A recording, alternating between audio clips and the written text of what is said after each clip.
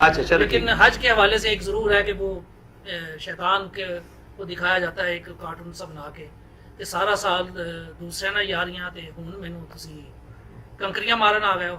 اس طرح کے کارٹونز بھی آتے ہیں. یہ ساری کیا یہ دین یہ شاعر کا مذاق اڑانا نہیں ہے؟ نہیں، مذاق اڑانا نہیں ہے. اس طرح کا اگر کوئی کارٹون بنا کے کوئی پبلک میسج دے رہا ہے تو یہ بات تو ٹھیک ہے کہ پوری زندگی جیڑی ہے وہ تسی شیطان میرے نال یاری لائی منوں وٹے مارن آ گئے ہو. یہ ایک بڑا خاموش میسج ہے مسلمانوں کے لیے.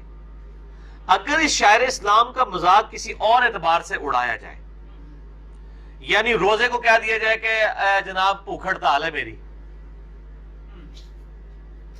تو اس قسم کے الفاظ استعمال کرنا، یا بعض لوگ یہ کہتے ہیں جی پہلے پیٹ پوجا پھر کام دوجا، یعنی پہلے پیٹ پوجا کریں گے پھر ہم کوئی اور کام کریں گے، اور پیٹ پوجا سے مراد کھانے کو لے رہے ہوتے ہیں. میں اگلے دن گیا تو ایک دکان کا نام ہی تھا پیٹ پوجا، جو ہے وہ فاسٹ فوڈ کارنر.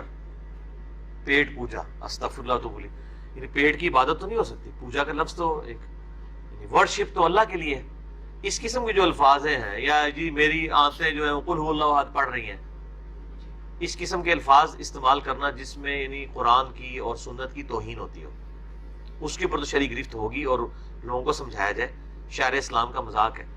بعض کا اس قسم کے پبلک میسج، وہ تو ہم تقریر کے دوران بھی مطلب ہم اس طرح کی باتیں تو کرتے ہیں کہ یار دیکھو، یعنی یہ کیا فصلی بٹیرے ہیں کہ رمضان کے اندر نکل آئیں، پورا سال خدا کو یاد نہ کریں اور پھر فصلی بٹیروں کی طرح آپ آ کے جناب افطاریاں کر رہے ہیں، اور مسجد کی پہلی صف میں اتنے پہلے آ کے کھڑے ہیں کہ جو بیچارے پورے سال نماز پڑھنے والے ہیں ان کو پہلی صف میں جگہ ہی نہیں مل رہی ہے، اور وہ بیچارے پریشان ہیں کہ وہ ساڑھے تو بڑے کو مومن بن گئے ہیں.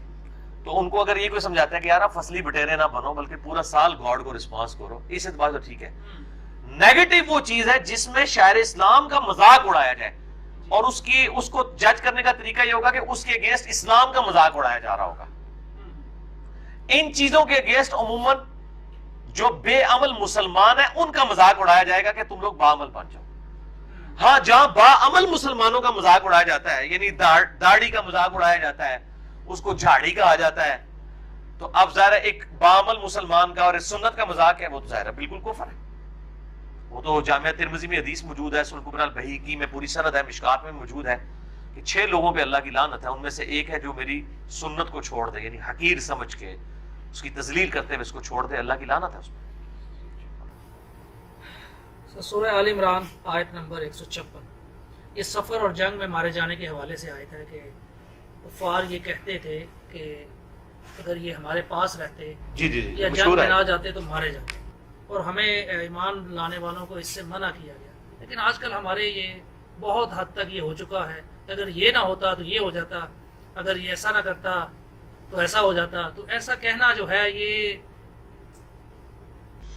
بالکل جی، یہ اس سے بچنا چاہیے. ایک احتیاطی تدبیر والا معاملہ الگ ہے، لیکن یہ بات سورہ النساء میں بھی آئی کہ اگر تم اپنے آپ کو مضبوط قلعوں میں بھی بند کر لو، موت تمہیں وہاں پہ بھی آگے نہیں.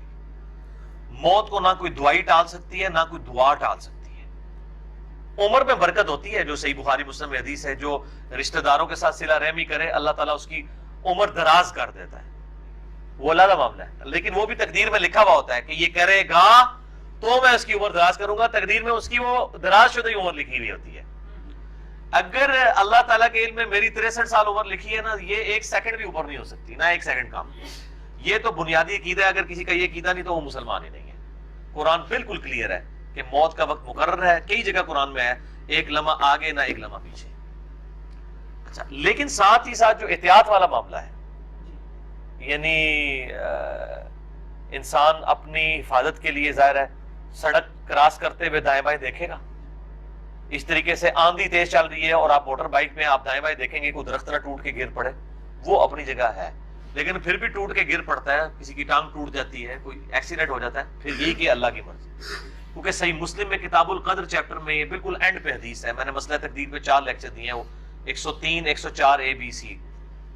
اس میں نے یہ حدیث بتائی ہے کہ سیدنا ابو ہریرہ سے نبی علیہ السلام نے فرمایا کہ اے ابو ہریرہ، اپنے لیے جو نفع مند چیز ہے اس کے لیے پوری کوشش کر، اور سستی نہ کرنا اور کاہلی نہ کرنا. یہ نہیں کہ پیپروں میں تیاری کوئی نہیں کی، پڑھ لکھ آج جا کے خالی پیپر دے آئے، دروشی پڑھ کے پھونک کے دے آئے، کوئی پاس نہیں ہوں گے، انشاءاللہ فیل ہوں گے. بسم اللہ پڑھ کے ساکٹ میں 2 انگلیاں دے دیں انشاءاللہ مارے جائیں گے. قرآن تو کہیں نہیں یہ کہتا. سستی نہ کرنا، کاہلی نہ کرنا، پوری کوشش کرنا. پھر بھی اگر تیرے خلاف رزلٹ آئے پھر کہنا جو اللہ کی مرضی. یہ اللہ کی مرضی پوری کوشش کرنے کے بعد ہے، کوشش کرنے سے پہلے نہیں ہے. یہ اسلام کی ڈاکٹرائن نہیں ہے کہ آپ کوشش نہ کریں. قرآن پاک تو کہتے ہیں آپ نے بلکہ مدد کرنی ہے. وَتَعَاوَنُوا عَلَى الْبِرِّ وَالتَّقْوَىٰ وَلَا تَعَاوَنُوا عَلَى الْإِثْمِ وَالْعُدْوَانِ. نیکی اور پرہیزگاری کے کاموں میں ایک دوسرے کی مدد کرو، برائی میں نہ کرو. مطلب یہ تو بالکل ایک صوفیوں نے کنسیپٹ دیا کہ جی آپ بالکل سب کو چھوڑ دو، اللہ تعالیٰ دے گا. بھائی اللہ تعالیٰ نے، اچھا آپ دیکھیں پھر بات کیا کرتے ہیں.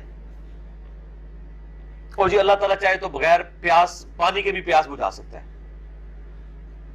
بغیر روٹی کے بھی بالکل کر سکتا ہے. یار آگ کو ٹھنڈا کر، او بھائی ایک بار ہی ٹھنڈی ہوئی ہے نا. کئی لوگ جلے بھی تو ہے نا آگ میں، کئی صاحب جلے ہیں تیل کے کڑھائیوں میں. وہ ایک رحیم کا واقعہ، جنرل رول تو نہیں. لیکن ان لوگوں سے پوچھیں کبھی انہوں نے یہ کہا کہ اللہ تعالیٰ چاہے تو بغیر بیوی کے بھی اولاد دے سکتا ہے، بغیر خاوند کے. دیکھو حضرت عیسیٰ بھی تو پیدا ہوئے ہیں. ادھر کہہ رہے ہیں نکاح کرنا سنت ہے جی. تو اسباب اختیار کرنا بھی سنت ہے. اسباب اختیار کریں گے، اس کے بعد اگر کوئی معاملہ ہو جاتا ہے تو پھر آپ یہ کہیں گے جو اللہ کی مرضی. اسی حدیث میں حضرت ابو ہریرہ والی میں ہے کہ سستی نہ کرنا، کاہلی نہ کرنا. صحیح مسلم کی کتاب القدر میں اینڈ پہ حدیث ہے.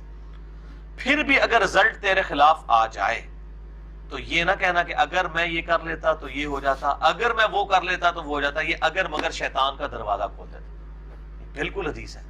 بہت اسٹرکٹلی کوشش کریں گے، اپنی پوری ایفرٹ پٹ کریں گے، اس کے بعد کہیں گے انا للہ و انا الیہ راجعون، جو اللہ کی مرضی.